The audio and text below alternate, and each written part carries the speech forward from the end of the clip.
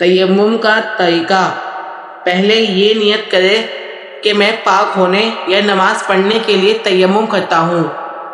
نیت کے بعد دونوں ہاتھوں کی ہتھیلیوں کو انگلیوں سمیت پاک مٹی پر ماریں، پھر ہاتھ جھاڑ کر پورے چہرے پر پھیر لیں۔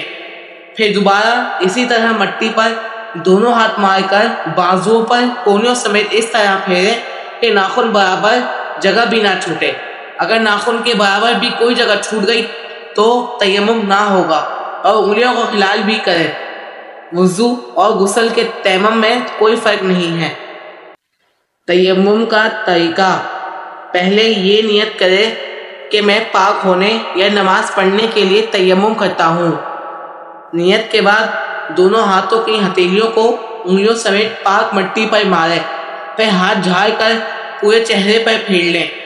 پھر دوبارہ اسی طرح مٹی پر دونوں ہاتھ مار کر بازوؤں پر کونیوں سمیت اس طرح پھیریں کہ ناخن برابر جگہ بھی نہ چھوٹے۔ اگر ناخن کے برابر بھی کوئی جگہ چھوٹ گئی تو تیمم نہ ہوگا اور انگلیوں کو ہلال بھی کریں۔ وضو اور غسل کے تیمم میں کوئی فرق نہیں ہے۔